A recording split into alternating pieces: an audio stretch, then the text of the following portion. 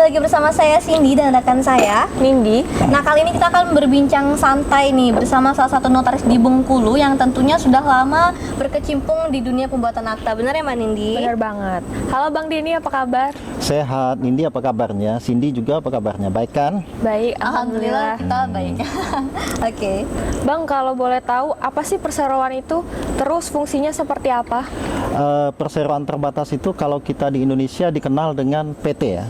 PT itu kumpulan 2 orang atau lebih melakukan perjanjian secara bersama-sama untuk melakukan kegiatan usaha di bidang yang disesuaikan dengan keinginan mereka, yang mana mereka itu mempunyai modal dasar yang akan disetor untuk melakukan kegiatan usaha tersebut gitu.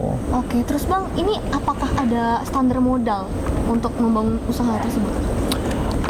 Standar modalnya ada, apalagi sejak berlakunya Undang-Undang Cipta Kerja ya. Nah ini Abang jelaskan dulu, PT itu bentuknya ada 2. PT biasa yang kita kenal dengan PT pada saat ini, ya kan, PT yang merupakan perkumpulan persekutuan modal, dan PT perseorangan atau PT UMK.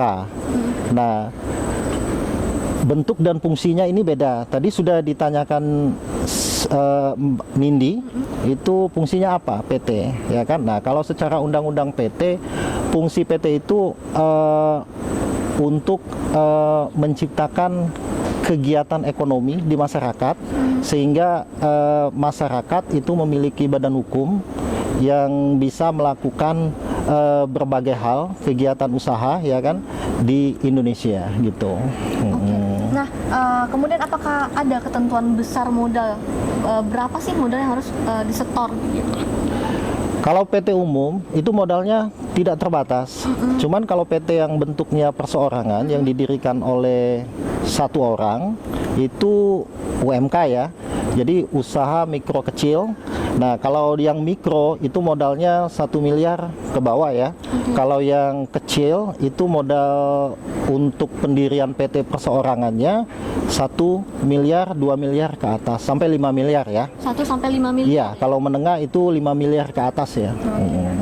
Terus Bang, kalau misalnya menerima data palsu dari pengusaha yang ingin membuat PT, apakah ada sanksi untuk notaris?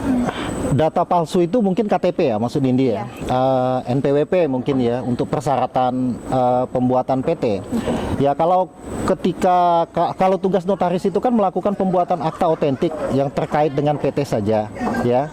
Nah, kita ini notaris memverifikasi data KTP itu sudah benar atau belum, data NPWP itu sudah benar atau belum. Nah, kalau tidak benar, nanti kan ada sistem yang bisa connect ke Dukcapil ya.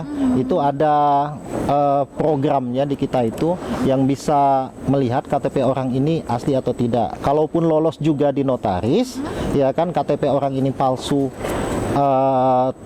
terindikasi palsu, maka pertanggungjawabannya kita kembali ke orang itu ya. Kalau kita notarisnya sudah teliti ya, kita dilindungi secara undang-undang jabatan notaris. Pernah mengalami hal buruk tersebut nggak Bang selama jadi notaris?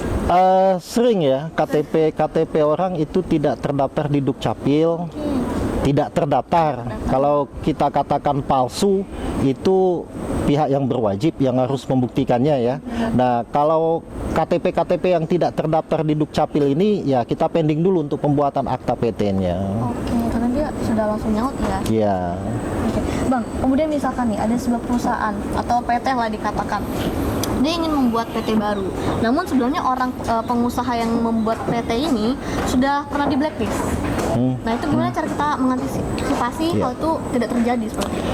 Biasanya seseorang di blacklist dari PT itu, mereka sebelumnya sudah pernah di PT lain, kemudian melakukan kegiatan usaha, yang kegiatan usaha tersebut mereka gagal untuk melaksanakannya ya. Misalnya kegiatan konstruksi. Nah, dalam kegiatan konstruksi itu banyak loh oknum-oknum kontraktor ya yang di blacklist. Nah, tinggal notarisnya saja lah yang mendeteksi. Kalau seseorang itu sudah di blacklist di suatu perusahaan, kalau dia membuat akta pendirian PT di hadapan kita lagi, ya kita bisa lihatlah, kita kan bisa cek datanya. Mereka ini di blacklist atau tidak. Kalau di blacklist, kalau menurut saya tidak usah dibuatkanlah akta pendirian PT-nya. Walaupun itu struktur dan nama pembangun perusahaan ini berbeda seperti itu. Struktur ya berbeda. Maksud Cindy itu struktur kepengurusannya ya. Iya. Ya, mereka kemarin direktur waktu posisi di blacklist di perusahaan itu ya. Kemudian pindah ke posisi komisaris ya. Ya tetap saja. Berarti blacklist itu kan daftar hitam ya. Daftar hitam seseorang yang melaksanakan suatu kegiatan dan di blacklist oleh pemerintah. Nah, tidak ada ketentuannya di notaris mereka boleh atau tidak untuk membuat akta. Cuman etikanya harusnya ya, notarisnya bisa mengecek untuk mempending pembuatan akta itu di mana orang tersebut masuk ke dalam perusahaan tersebut. Kalau misalkan ceritanya ini Bang, mereka cerdik lah ya dikatakan ya. Mereka menggunakan nama keluarga itu bakal terdeteksi juga gitu ya. Ya sekarang ini kan ada pendeteksinya, namanya itu penanggung jawab. Kalau mereka ini direktur itu kan penanggung jawab badan usaha ya. Nah kalau mereka menggunakan nama orang lain, ya sebenarnya tidak terdeteksi juga ya, boleh-boleh saja ya, sah-sah saja ya, karena secara tertulis ya kan mereka tidak ada dalam PT tersebut orang lain. Jadi penanggung jawab badan usahanya ya tetap orang yang mereka masukkan itu, ya kan. Oh iya, kita juga mau tahu nih Bang, di dalam akta itu bisa nggak kita ganti nama orang tersebut tanpa sepengetahuan dia? Kalau dia pemegang saham nggak bisa, ya kan? Pemegang saham itu kan pemilik perusahaan. Pemilik perusahaan itu kan sifatnya mereka yang mendirikan perusahaan itu, mereka yang memiliki modal dalam perusahaan itu. Nah, jadi kalau mengeluarkan mereka, mekanismenya kalau PT itu kan RUPS. Nah, di dalam RUPS itu mengeluarkan mereka itu ya kan harus persetujuan ya kan dari para pemegang saham yang lain dalam rapat RUPS itu. Kecuali posisi mereka di struktur kepengurusan itu hanya sebagai direktur atau komisaris, bukan pemegang saham. Tidak jadi persoalan dikeluarkan. Jangan sampai aja pemegang saham. Iya, mereka pemegang saham. Pemegang saham harus persetujuan RUPS. Karena kalau mengeluarkan pemegang saham itu indikasinya kan juga mengeluarkan modal mereka kan. Mengeluarkan modal mereka itu kan harus ada akta pemindahan saham namanya. Nah, pemindahan saham itu kan bisa jual beli, bisa hibah ya.